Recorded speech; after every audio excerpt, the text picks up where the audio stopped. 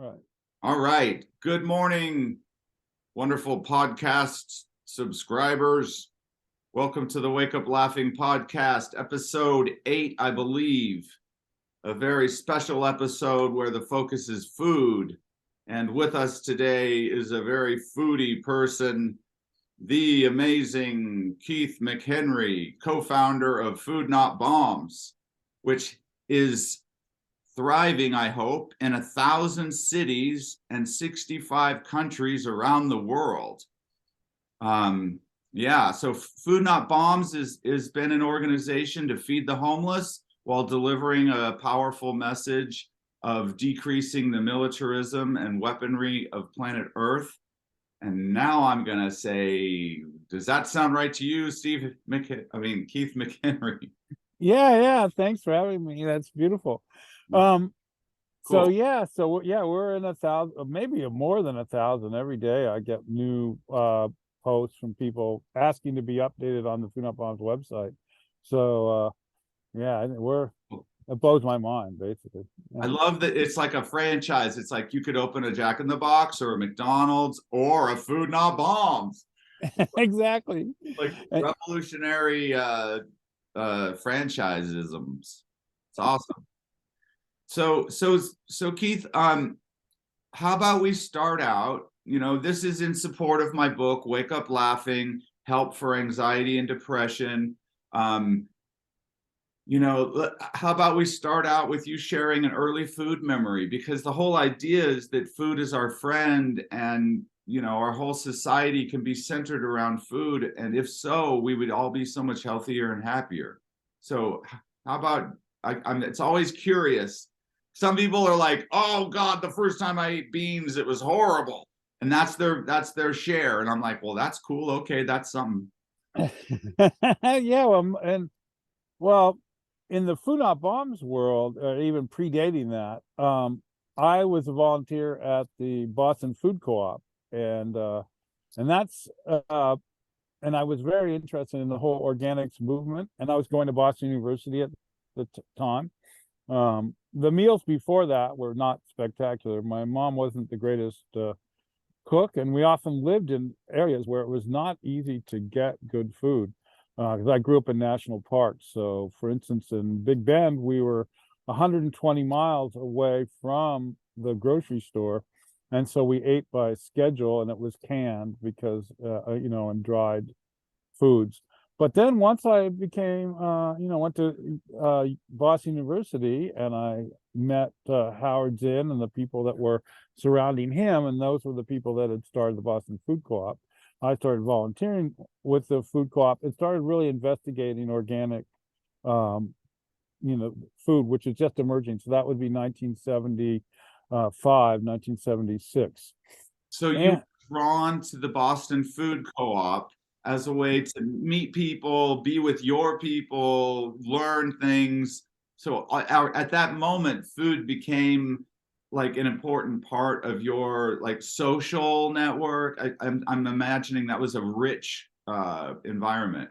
Yeah, that and the politics, because from my perspective at that time, it was to get away from corporate agriculture and to support local, farmers in the Boston and Massachusetts area.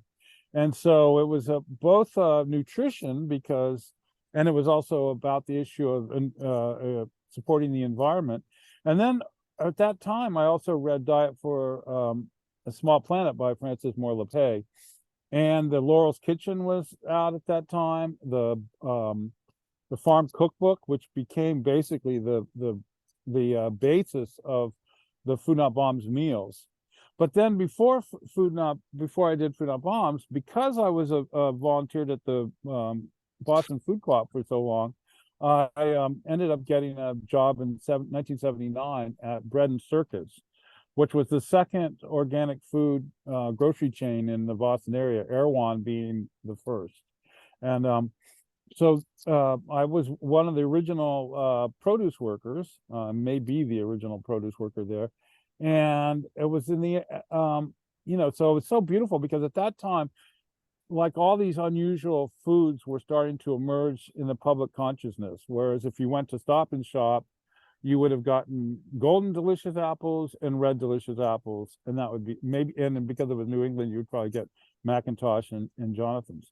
But you wouldn't get like Fuji, you wouldn't get like Asian pears, you wouldn't get all these other fruits that were that we were selling at Bread and Circus in Central Yeah. Square. So that was what got me. So I was very involved in that. And then this guy from Broadway House, which Broadway was a street near the Bread and Circus, and it was like I think maybe a Catholic worker house or something like that. This young man named Chris Worthington, who came by, and he asked if I was throwing out any produce. I said, "Oh yeah, I've got all this here," and it was like maybe 4 cases of wilted produce.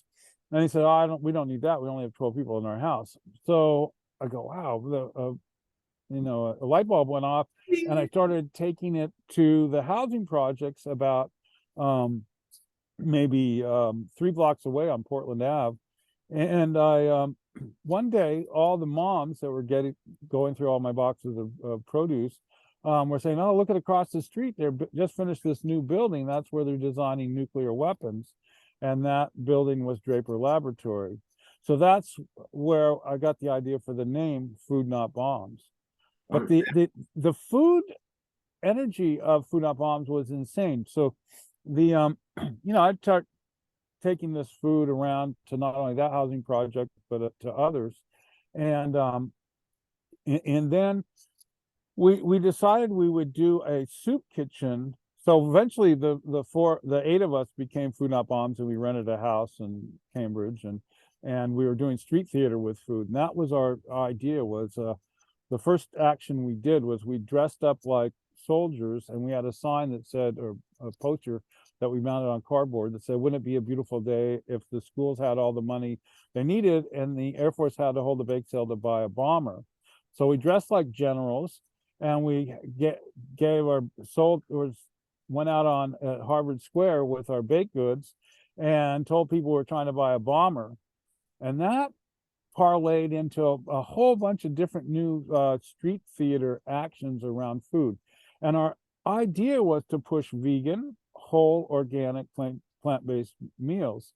And vegan was not something we had heard of yet, because it seemed to be a term that was mostly, I think, in London and in England. And we were calling it vegetarian. Yeah, and people thought we were Hindu, but didn't look Hindu, and were very mystified by this whole thing. And so we were trying to part of our idea was not only to be opposed to war and militarism and to divert money from the military industrial complex to things like housing, education, food, medical care, things like that, but it was to introduce people to a plant-based diet of whole organic foods. And so we had literature on that information right from the very beginning. And then we the thing that became really what we call people think of as Food Not Bombs now is we decided to dress up like hobos and do a soup line outside the stockholders meeting of the Bank of Boston. And they were investing in both, the board of directors were investing in nuclear power and nuclear weapons. It turned out, like, the head of Raytheon was on the board, things like that.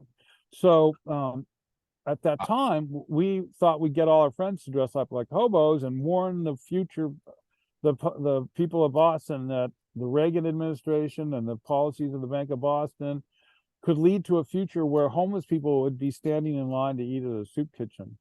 And so we realized we didn't really have enough outreach to our friends, activist friends. So I went to the Pine Street Inn, which are the local shelter, and gave a little speech about midnight. And those guys showed up, and they were like, it was just an amazing experience. And they told us there was no food for people living outside in Boston, and that we should just do this all the time. So that night we decided to quit our jobs and just provide food every day on the streets and deliver food to housing projects and collect food that was being thrown out. Wow. And the beautiful thing about organic food is it goes bad quickly because bacteria want to eat it because it's nutritious. And so you get a lot of organic, we were just gleaning massive amounts of organic produce Yeah. to to deliver to the low income people throughout the Boston area.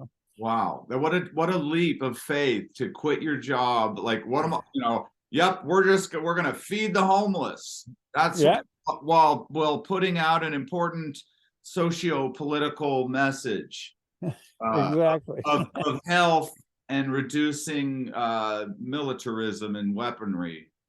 That's pretty wild. Yeah, and we learned so many things. So in the area of food, for example, I went to Bread and Circus and gave them 2 weeks notice, and because I knew the guy that came every week with the tofu from Western Mass, I hooked up with him to get all their scraps because they hadn't invented tofu spread yet. And so I'd get 5-gallon buckets of broken, was supposed to be 8-ounce cubes of tofu. And as the winter came on, we would store it in the back porch and it would freeze. And then so this became the accidental invention of intentionally freezing tofu because it made it much more interesting texture when you sauteed it. And but the thing that really freaked me out about this was I had a delivery to a place called Harbor Lights in South Boston, and it was like probably 2 feet of snow. It was freezing, and I was waiting for them to come back from wherever the manager had gone. And I had a van load of food, of which I had 2 5-gallon buckets of frozen tofu, or like very icy tofu on the, I don't know if the tofu was exactly frozen itself, but it was very cold. And I chipped off the frost off the top. So anyway, I'm sitting there, and this African American woman comes up, this very, very stooped over older woman, and she points at the white buckets, and I can't imagine she wants anything in it. So I drag the bucket down into the snow, and I open it up, and she goes and she immediately puts her hand in there and grabs a chunk of frozen tofu and just starts eating it. And within about 10 minutes, I had, 8 or 9 people standing around this white bucket of frozen tofu, just taking hunks of it out and eating it in the snow. And then, the African American community and the homeless community of South Boston, they have no real interaction with tofu, particularly at that time. Yeah. And it just amazed me that the energy of the protein in the tofu was magically, the people could just feel it, and no one said a word.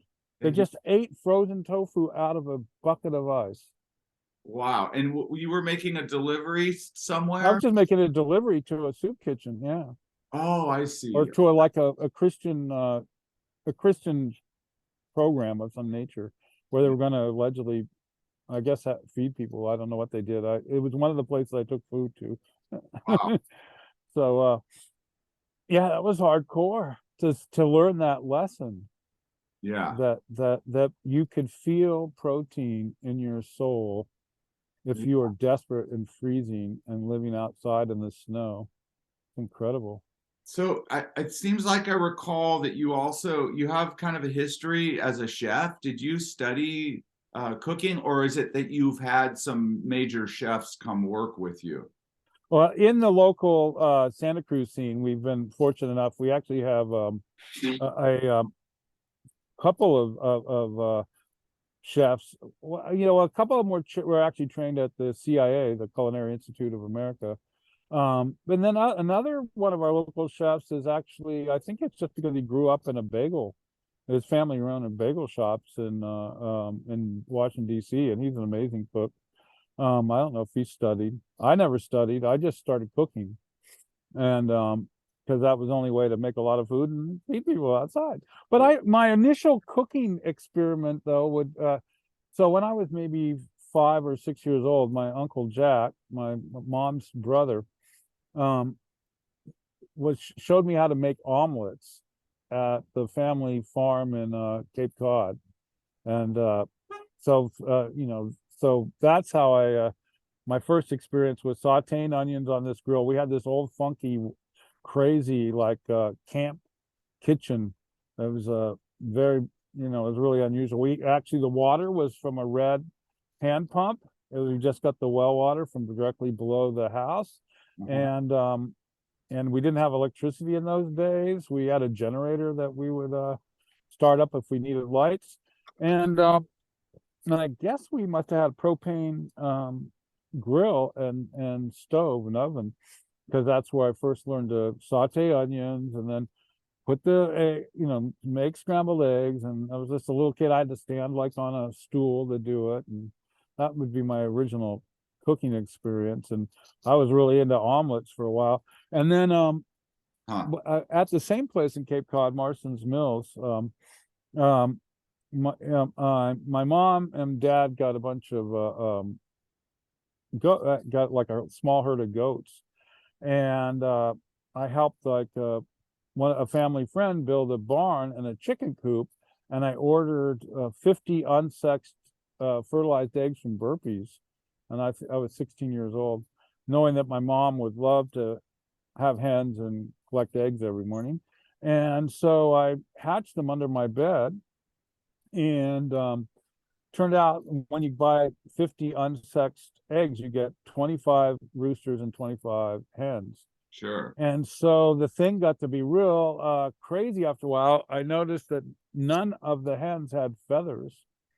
And that was kind of like, wow, it was disturbing as a teenager that I had brought this terror on all these hens. And then my dad one day says, look, we got to start killing the roosters, because we can't really have 25 roosters, and that it's stressing out all the hens, and they're not going to lay efficiently with that kind of scene happening in the chicken coop. So I killed, this is like really demented, but so my dad said, why don't we take the the hen that my sister had named Rickety Chicken, because that hen had a deformed leg. That would be the first chicken I would execute. And he showed me like the kosher way to slaughter poultry, and how to go through the whole process. So I ended up killing one hen and 6 roosters, and the whole barnyard went psycho. It was like a Hitchcock movie. In fact, there was clouds went over the moon, and it seemed like lightning was happening, although I don't think really any lightning happened. But it was like terrifying. The goats are baying and like freaking out. The cats were flipping out. The Of light, course, all the chickens were going crazy. the So I light was like, flips wow. on, and there you are with the chicken and the hatchet about to like ah ah ah. It was a nightmare. So that turned me into a vegan, because I realized Okay. you had to have males, and you had to kill males if you were gonna have females. So that was the Before we thing. get too far into vegan, I want to share a food experience. Hearing about you as a boy standing on a bucket stirring the onions in that camp stove, it reminds me of how I used to go uh, camping with my mom's side of the family, and they were all from Arkansas. I had an Uncle Jack, but it was my mom's uncle, and Uh-huh. he was wild. But we would all get all the Arkies, and we would all go up into the Sierras and camp out for 3 or 4 days. And we always had a fire going, and like several picnic benches going. And my grandpa would wake me up at 4:30 in the morning, still dark out. And I was one of the older cousins, and he'd be like, David Carl, let's go. And it'd be dark, and we'd have a flashlight, and I'd get all my clothes on, and we would head out, and we'd walk down a trail and down this beautiful creek. And it was just the right size where you could climb up on a boulder and like sneak up and peer over into the pool, and you could see trout down in there, just kind of. Wow, beautiful. Yeah, and it was so pretty, and it was all the fact that it was silent made it very zen. Like you couldn't yell, you had to be real quiet, and you could drop your bait in, and you could watch it float over by the fish.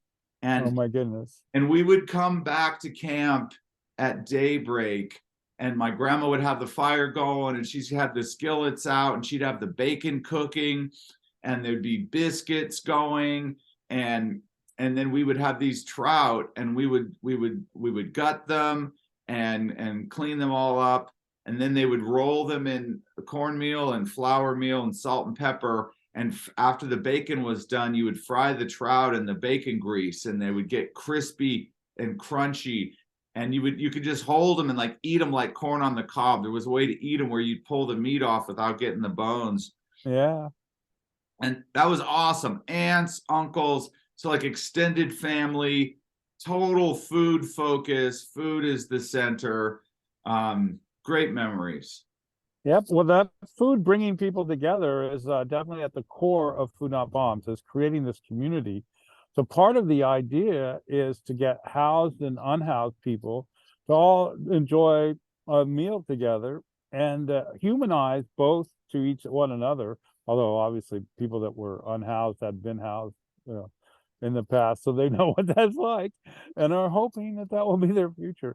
But it brings a beautiful community of people together.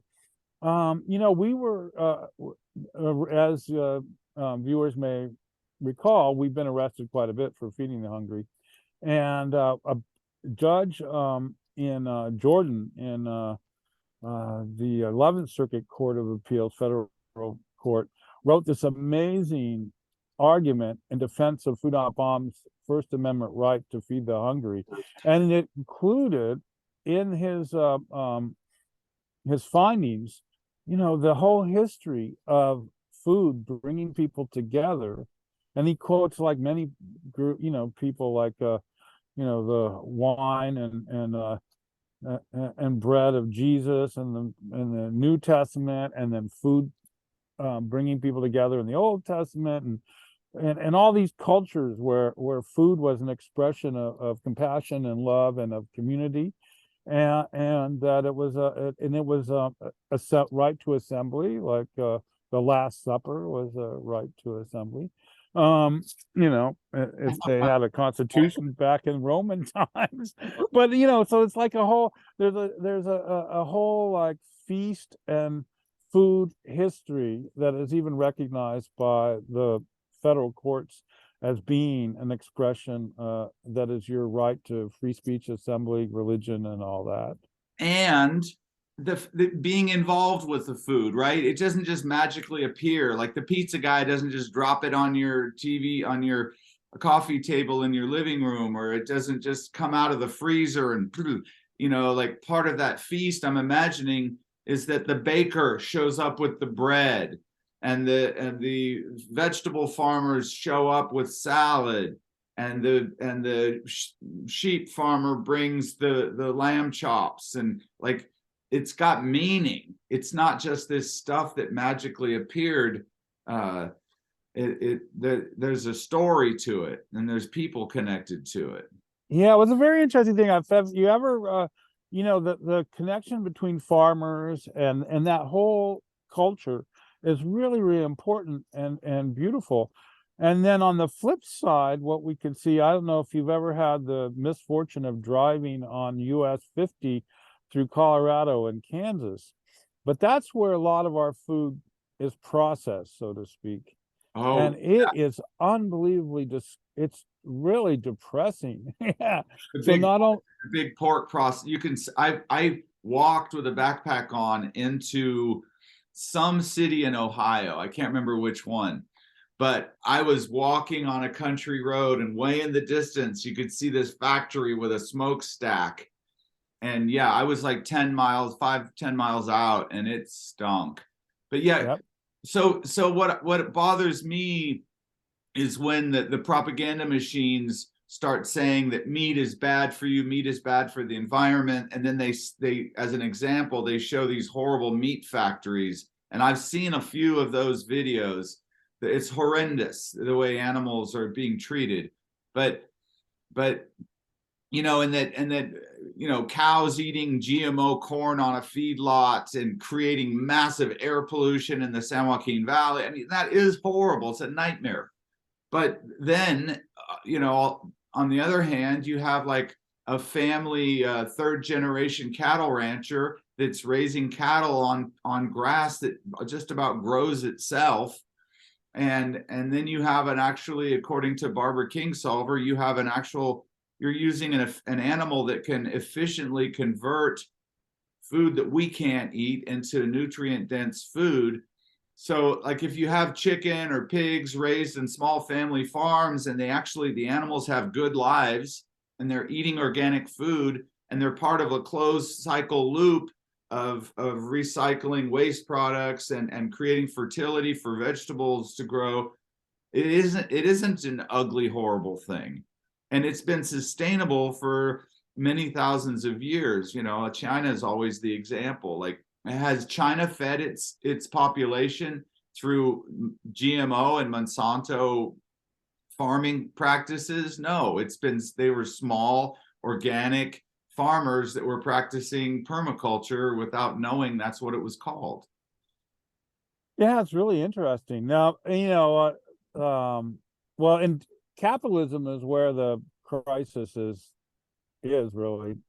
So, for example, even though Food Not Bombs is dedicated to sharing vegan and vegetarian meals, we in the Philippines, or no, Indonesia rather, there was a huge effort. So after the Christmas tsunami, which Food Not Bombs was actually really involved in the relief effort, the local chapters in Indonesia, the Boston Corporation, which was an alliance with the Indonesian government, was able to take advantage of that crisis by placing hotels on the shores. Reconstruction became luxury condos and hotels along the coast of the islands throughout Indonesia, and often at the detriment to the fisher people. So, if you live in an archipelago like Philippines or Indonesia, most of like a huge percentage of your protein in your food comes from the sea. Sure. So they were blocked from entering the sea to go fishing. By this new kind of corporate structure. So that's one stress on a very hungry nation. Right. On the other, yeah, it's like, hey, imagine you've been fishing off this beach for many hundred generations. Yep, and generations. Sorry, it's owned by a multinational corporation, and you can't. Somebody was telling me that part of what's happening in the Ukraine right now is that as the Ukrainians go into debt to the U.S. for all of the weaponry and stuff that we're selling them, that the big ag, the big large scale petroleum based GMO ag people have been chomping at the bit to get into the Ukraine forever. And I think, generally speaking, Europe has pushed back on GMO. Like, there's countries in Europe that don't allow GMO products or meats or things to come into their countries. But I was just hearing, and I hope this isn't just somebody just like, spreading, paranoid thoughts, but they're talking about how obviously the war in Ukraine is an opportunity to reshuffle the deck, and it's going to reappear as a different place than it was before, and that these American, GMO, large, kind of put your country in debt and put farmers in debt so that they can convert over to this pesticide and herbicide intensive form of farming. That's one of the things that's going to pop up when the Ukraine becomes Americanized or whatever. Well, yeah, I mean, you're actually referring to a speech that Zelensky just made to a business organization in Boca Raton, and he was welcoming BlackRock and Goldman Sachs and these other large companies to come in and transform agriculture industry and make it. And so, as part of that program, he's agreed, as I'm sure people know, he's banned all opposition parties, all opposition media, and Russian Orthodox Church in the country, and controls like the all access to media and so on within the country. But it's already been they're already going also the first place with a electronic digital passport, so that everything is on a central phone system, where you can, it controls where and where you go and so on. And so this is being the new being introduced, and he's like excited about it. Zelensky's and also he also spoke at the World Economic Forum about the same thing. So it's sort of like I mean, it's unlikely that Ukraine will be independent from Russia ever again. But but that's their dream. And and already a lot of the social credit types of schemes and monitoring that we see in China are already being introduced into, and it will be a thing of like GMO, sunflower, GMO, all that. It'll basically be owned by transnational corporations if the Russians are not able to take it. But it's pretty clear the Russians will seize all of Ukraine and put their own government in and call it Ukraine, but it won't have any of the things that Zelensky is talking about. So Keith, I just have to hijack the conversation right now, because everything you're saying is super important and it's super critical. And I'm very grateful that there's people like you that are tracking this stuff, and that are, I don't know, by tracking it and being a public figure, maybe you're helping to make it known. Maybe you could, warn people about, like, look, this could happen to your country. You could lose your accessibility to your access to the ocean as a fisherman. Those are super important things. But I want to try to focus more on the good things that are happening, and bring it back to how food creates health and happiness. Because gosh, I know there's just so much going on, and it gets really grim real fast when you see the lockstep methodology of profit first corporations around the world. It's grim, and it's gloomy, because it looks, the more you look at it, the more hopeless it looks.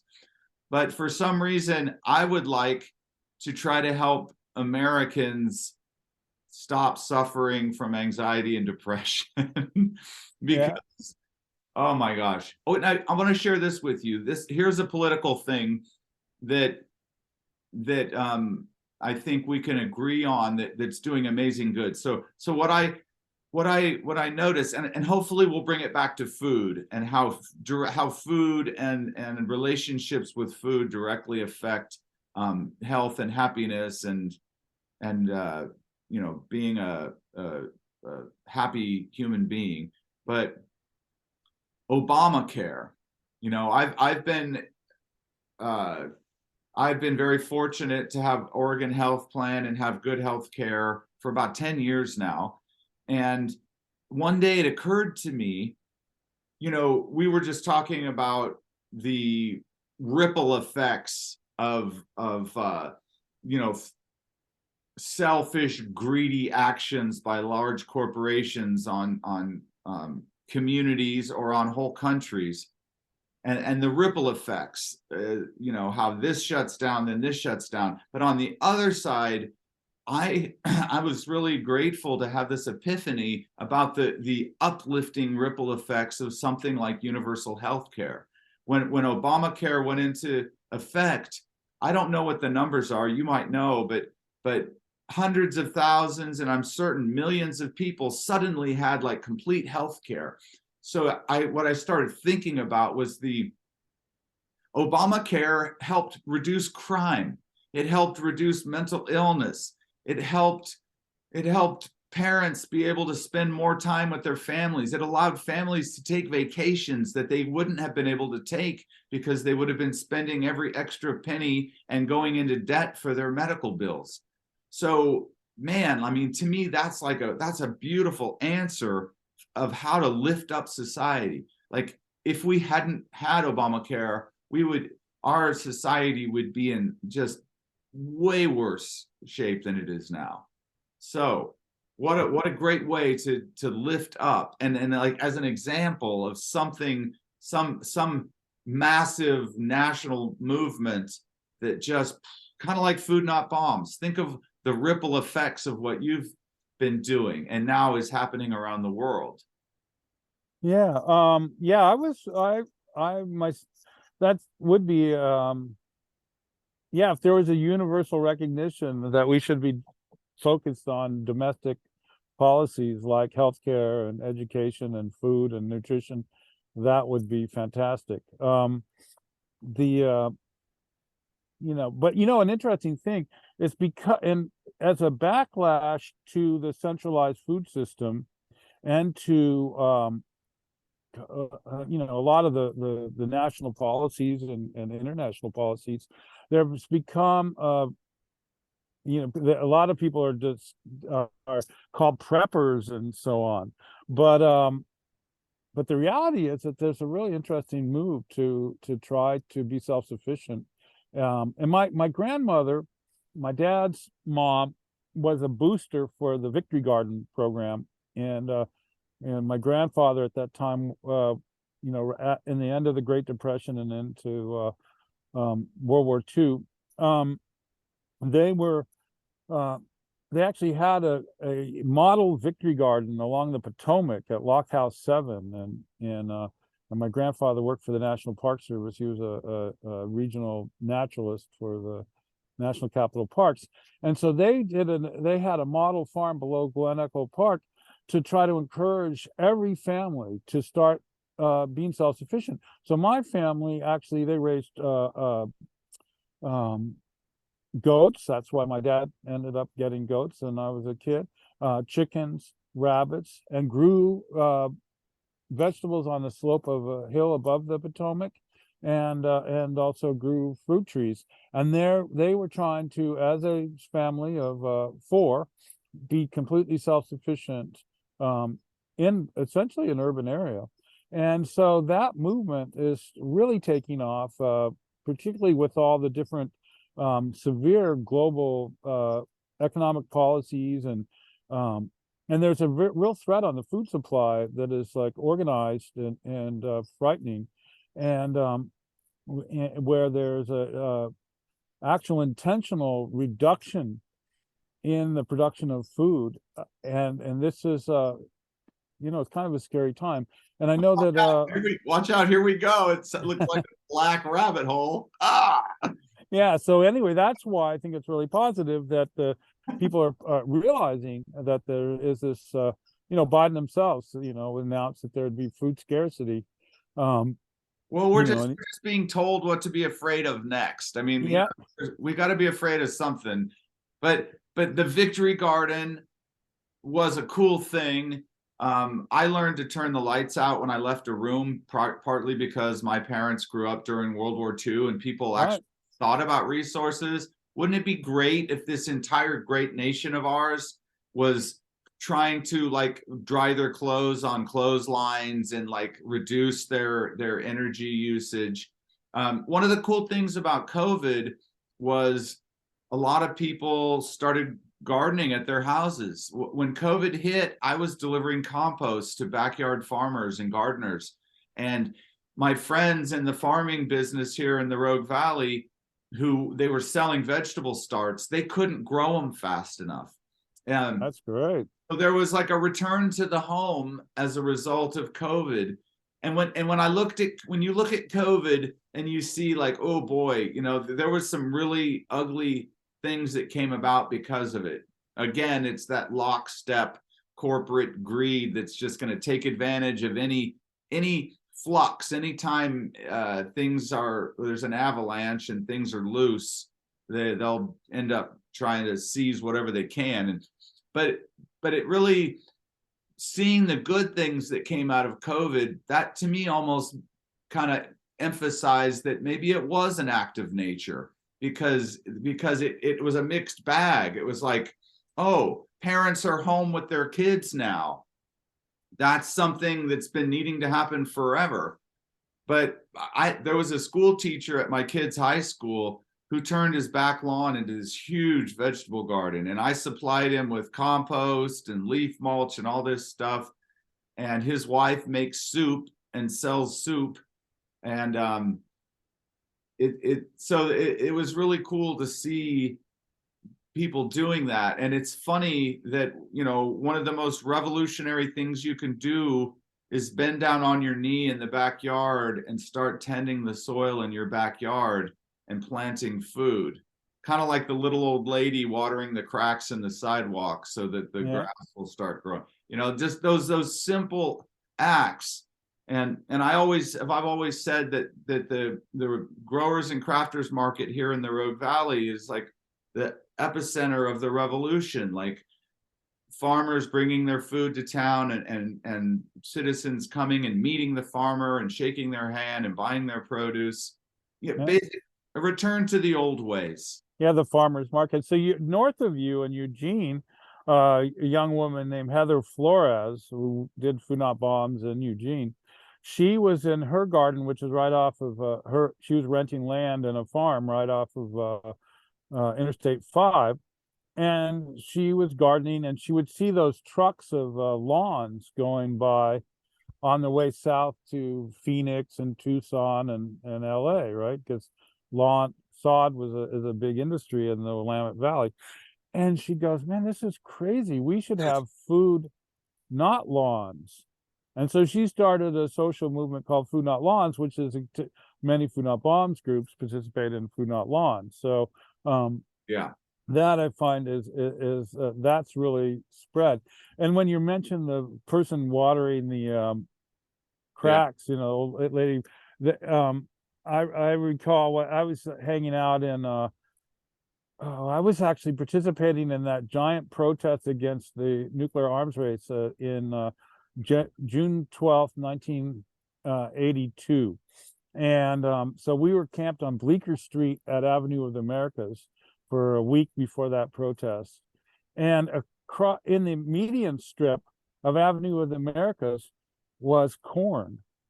And so a local person in one of the apartments was growing corn up and down Avenue of the Americas. It was like beautiful. A boulevard with cars on both sides. Yeah, the cars are going by, and there was just a median strip with a patch of land, and people. Another really cool thing was over in the South Bronx. I was spending time at Casa de Sol, which is I think there's even a movie eventually made of it, like not related really to the reality of it, but I used to hang out there, and they had so one time I'm on the Unfree Trade Tour, and I already knew the people that lived at Casa del Sol, but so I took these people from Spain there, and we just had this huge, so what they were doing in the South Bronx in those days, and you're potentially old enough to remember the insurance fires, the mafia would burn buildings and collect the money. And so lots and lots of gutted brick buildings all throughout the South Bronx. And this is near the Hunt Point produce market, which is also something I visited a lot early on to collect food. And at that time, I actually went there and collected food, and we had this big feast. But the thing was that the Puerto Rican community had grown this, they were taking all these abandoned, like they would use the walls of the ruins as fences, and they would have these mammoth organic gardens in the basically where a building had been, and we used that produce to make the meal. The local kids opened up a fire hydrant for me, and we used that for the water to cook, and we got scrap wood from the neighborhood and built like fires and a fire pit, made with broken concrete chunks, and all the neighbors came out, and we had this amazing giant feast on rickety boards that we put on top of other abandoned things, like spools for wire and stuff. Tribal Renaissance. It was so cool. And then there was a shadow puppet, like an Indonesian shadow puppet performance against gentrification of the South Bronx, using the street light as the source of light to project it onto this huge wall on the building that didn't burn next to the lot that people were gardening in and cooking in. It was like an amazing phenomenon. Then and they actually grew orchards in some of the abandoned buildings. So there was like an apple orchard next to Casa del Sol. So that they planted after the building had been burned and collapsed next door to them. so this is 1982. No, by this time it's nine. This actually meant so 92, 82 is the corn in the Okay. Avenue of the Americas. 97 is the Unfree Trade Tour. It turns out one of the people I took was ended up being an Interpol agent, and a lot of chaos occurred from the 60-day tour. But it was laid the groundwork for the Seattle November 99 World Trade Organization, because we were proposing the idea that if the World Trade Organization ever had a summit in North America, that we all go there and shut it down. And I participated in these meetings with Vandana Shiva in Geneva, Switzerland, to start the protest movement against the globalization of the economy. And we see that now with what's going, that march from the end of World War II to is continuing, and that's why there is a threat to the food, to access to food. Is because this is, just like what we were talking about with Ukraine, these same corporate, State Street Bank and Vanguard and BlackRock and all that, or they're trying. There was I remember I spoke at the World Food Prize, Occupy the World Food Prize in Des Moines, Iowa, and at that moment, the World Food Prize was started by a person that was invented the Green Revolution, or had a big role in the Green Revolution, which turned out to centralize power in agribusiness even more. So they give out, and it was sponsored by Monsanto at the time, although Monsanto has fortunately or unfortunately became Bayer since then.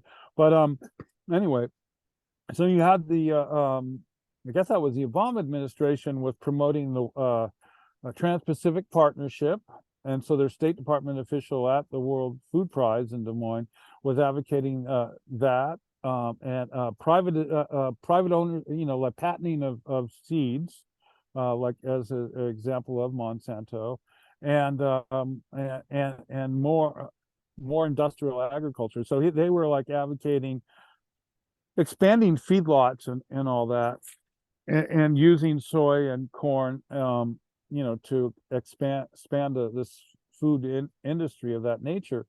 And it's just fascinating because that's on World Food Day, and World Food Day is October 16th. So that is when I learned why the McLibel case. So I don't know if people remember David and Helen, that were two Greenpeace London organizers, were handing out flyers against what's bad about McDonald's, and they got charged with libel. And so they had the longest libel case in British history. And they chose every year on October 16th was McLibel, the McLibel Day. And so Food Not Bombs would serve free vegan meals outside of McDonald's all over the world on the 16th of October. Now, when I first started promoting that idea, which would have been probably in the early 90s, because I'd read it, this is before internet and stuff. So somehow I got a McLibel flyer, the illegal flyer that that they were being sued by McDonald's for. And so I made as many copies of that illegal flyer as possible and just always gave them out. And I made eventually, when the internet was invented, or we had access to it, I started emailing PDFs of it. And I had a publication called the Food Up On's Menu, which was a many to many, and I made sure the flyer was in that, so that we'd mail it to each chapter and they could print up copies and hand them out outside of McDonald's on October 16th. Now, my original idea was, I heard that an employee fell in a fryolator and died on the 16th of October, but I don't think that that's an actual real story, and I don't think that, and it's definitely, as decades later, I realized the 16th was because of this World Food Prize, and it was World Food Day. Although I think maybe the McLibel people probably didn't even really know the connections of that either, because there was no internet. It's just the thing. So Keith McHenry, I just got to give you an A+ and like 10 gold stars for your political activism, for like bringing awareness, and for keeping going in the face of these behemoth multinational corporations that would rather that people like you were quiet. So you're a living legend, man. It's amazing, and you still have a good heart, and you're still like a normal guy. I would like to hear. I'd like to hear about what you've experienced, what you've felt and seen with the homeless populations that you've fed, probably all around the U.S. I would like to hear a story of transformation and the role that you have played, just like I was talking about the ripple effects of Obamacare. When you've got this body of homeless people, and of course now it's grown to like gastronomic proportions, and you were predicting in our radio interviews that it's about to double or triple, but I don't want to fall into that black hole. But I'd like to hear about what you've seen, how you've seen, like, obviously somebody with food in their bellies is way less of a threat to non-homeless people than a hungry homeless person. And so, I mean, the benefits must be endless, right? Like less. Oh, absolutely. Yeah, the thing is, imagine just being, we hear this a fair amount. Right now it's been in the 30s in Santa Cruz, and it's cold and it's also damp here, which so we've recently had a friend freeze to death and outside the shelter in Santa Cruz. But the thing is that the people will tell us, like, if they didn't eat, imagine just sleeping outside in the cold and hungry. So that nutrition, and so we hear all the, our meals, which we've been sharing every single day in Santa Cruz since the beginning of the lockdown on March 14th, 2020. And there would have been no food for most unhoused people through the entire pandemic had it not been for us. So the indoor soup kitchens, of course, all had to close. That was the policy, the national policy. And so we became the only source of food and the only source of drinking water, and the only hand washing station that was reliable, and only place to get a blanket or clothing. But on the food issue, had one of our volunteers was walking back from the New Leaf, and she sees these two guys. This is at the very beginning of the pandemic, probably the 16th or the 17th of March of 2020, and they're about to break into a restaurant to steal food, right? And so our volunteer goes, "You don't need to break into this restaurant to get food. We've got food like 3 blocks that way. Just go there." And they're like, "Oh my God." And they just throw their rock into this air and they run down for food. Oh boy. The other thing that happens, it's pretty intense, is so our meals right now, the last like maybe a year or so, have been from noon to 3. And so that somebody will like run up at like 4 o'clock. "Oh my God, I forgot that that you might be closing." And so you're like going into the van and you're scooping out all whatever leftovers you have that you're about to take away to compost, and and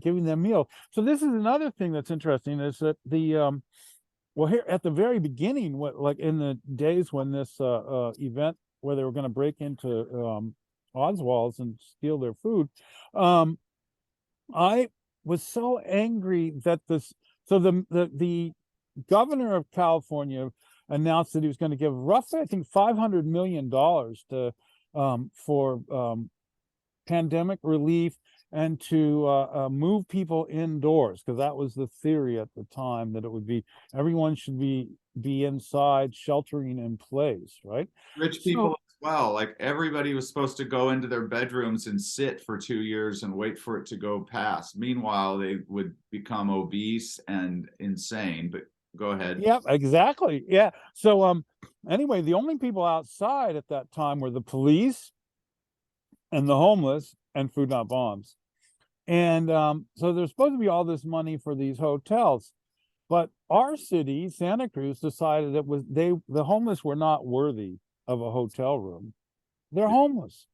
So they're just scum.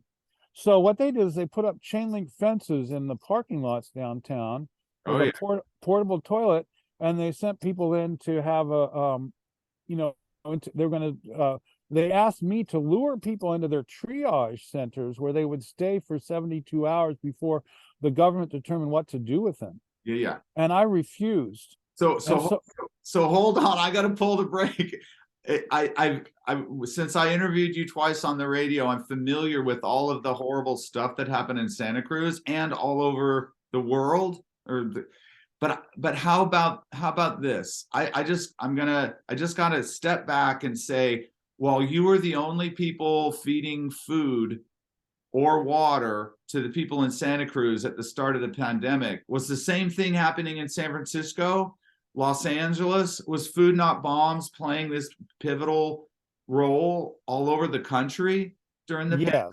And all over the world. We were actually sneaking food in Myanmar.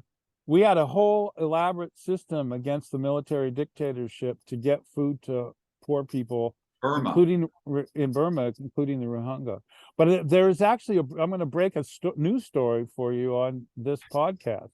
So what happened was, so I bought I had a farm in Taos, New Mexico, and I sold that farm before the pandemic. And I also got an award for being a vegan activist. That was, I think they gave me $25,000, this organization, as an award.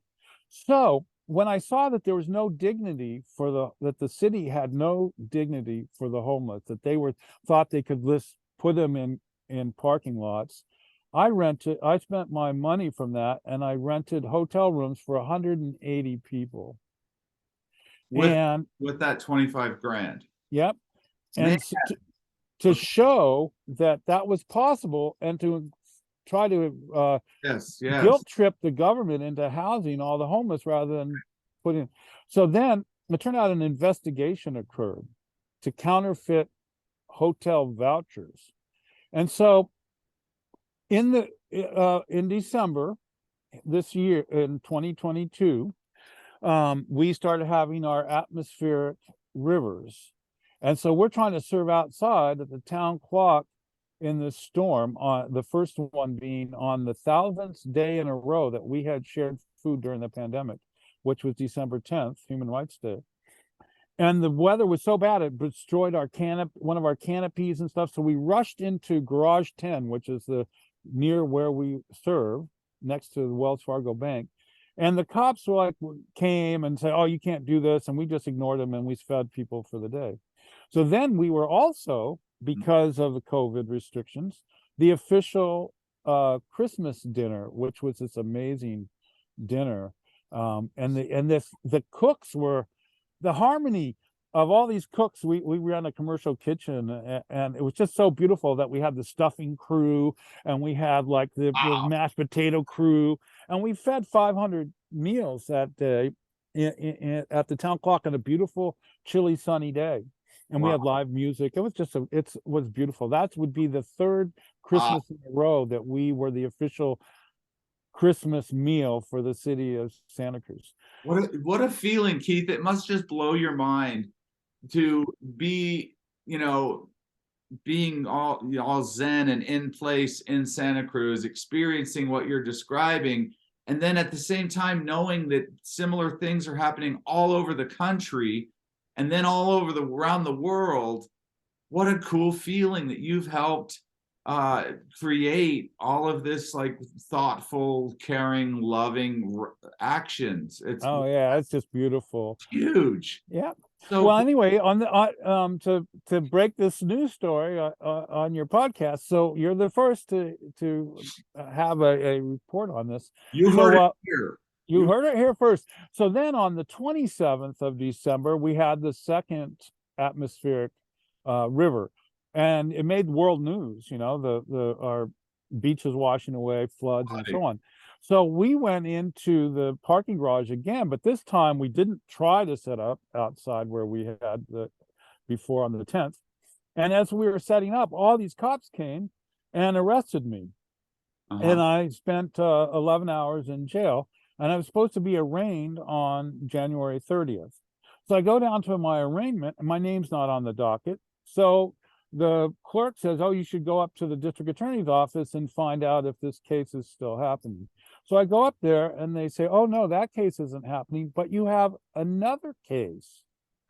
And that case is, so it turns out that in 2022, the district attorney continued an investigation into my buying $20,000 worth of hotel rooms for homeless people. So I am now, they are considering charging me with extortion induced by wrongful use of force, counterfeit seal, false financial statement, conspiracy to commit a crime, and violation to comply with shelter in place. So what I did was I made hotel vouchers. Yeah. And the Union of the Homeless, Santa Cruz Union of the Homeless and Food Not Bombs, we had teams. We rented 8 hotel rooms in each hotel. We had teams of officers from the union chaperone them to the hotel, and they stayed there. And that's all that happened. I paid the bill. So no, I get this. You're a threat to yuppie profit. You're a threat to the high class society that wants to dominate what's happening in Santa Cruz. Homeless people at hotels is an inconvenience. But I love that part of what you're doing is trying to like humanize the homeless population. They're people, and any one of us, if we fall behind on our rent, could join the ranks of the homeless. Yeah.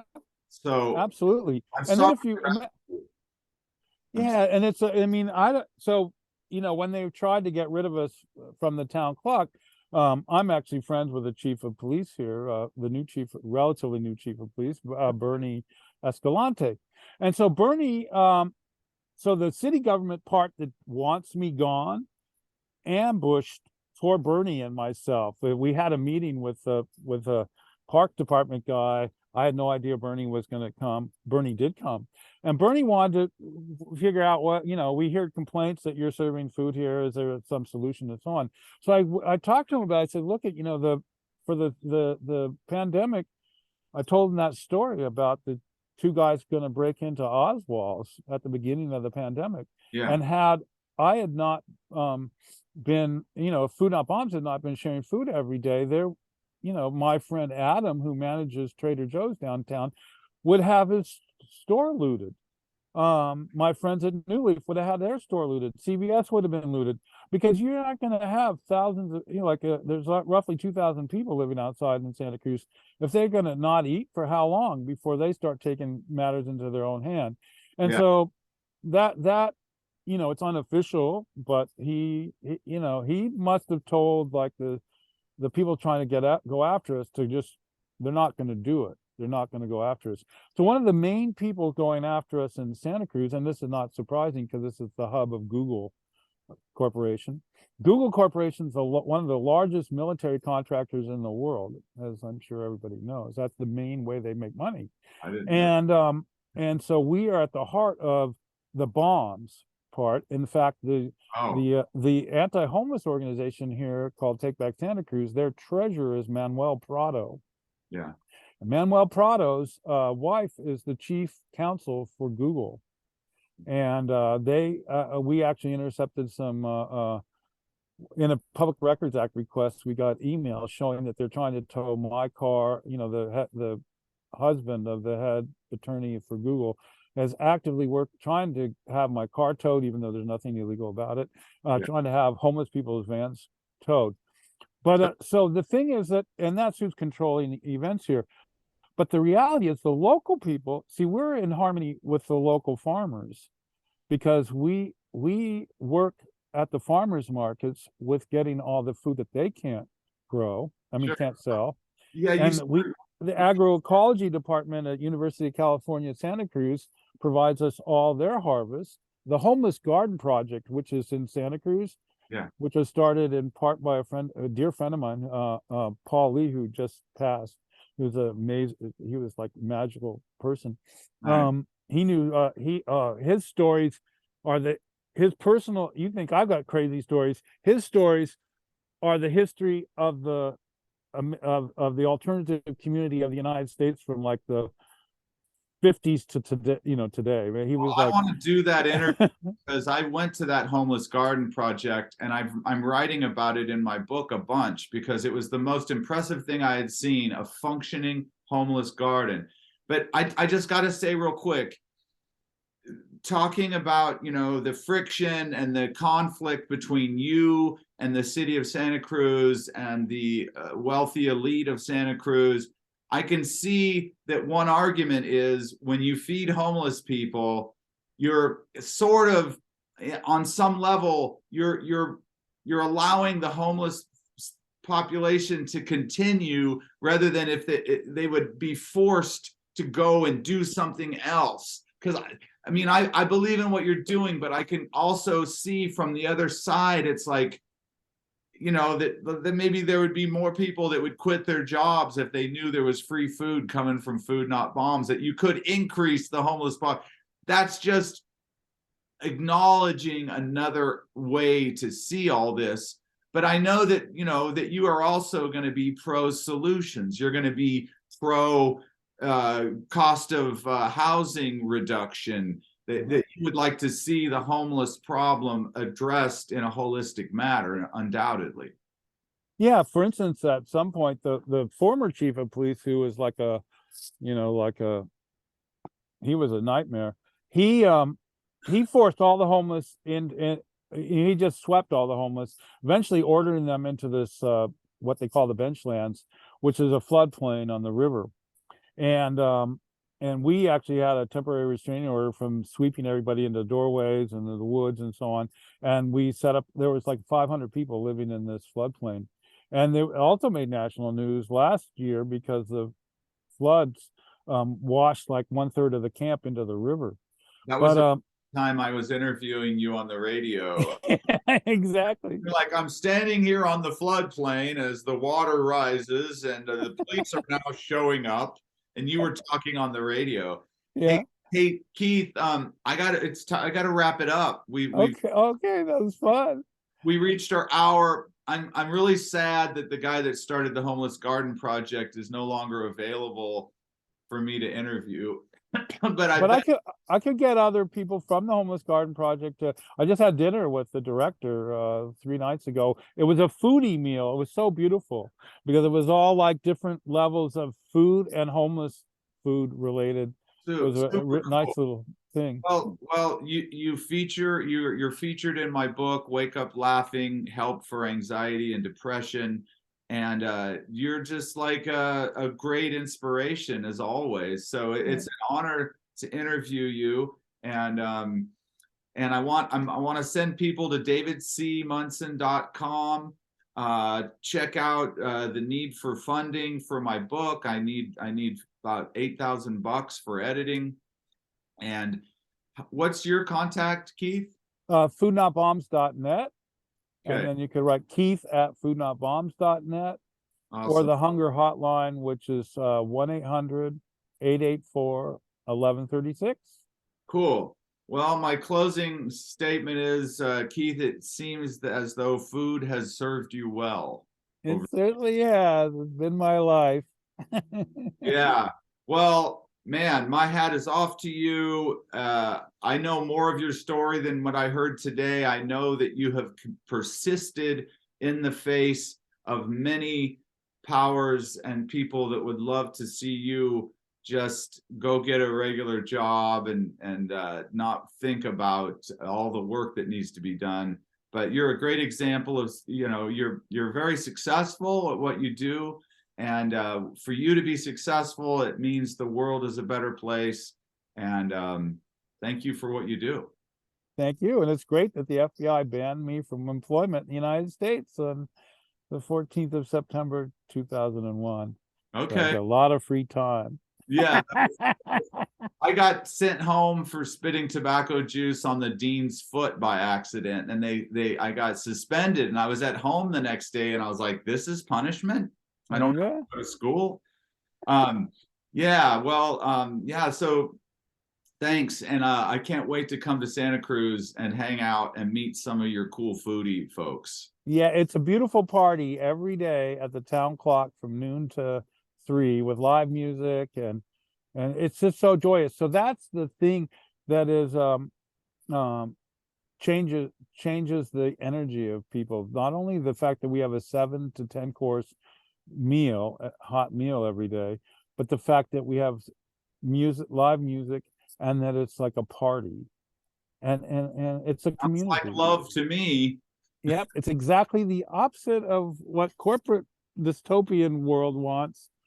It's this liberation, and we don't have permits. We are independent of the state and the corporate power, and we are just our own island of sanity, and That is so with a beautiful. lot of insane people, but Super beautiful. And I just have to blurt out that Rotary International, the Rotary Group, being non-governmental and non-religious and non-political, they have the ability, like you, to do stuff that normal organizations can't. There was a Taiwanese Rotarian group that decided they wanted to help people starving in Africa.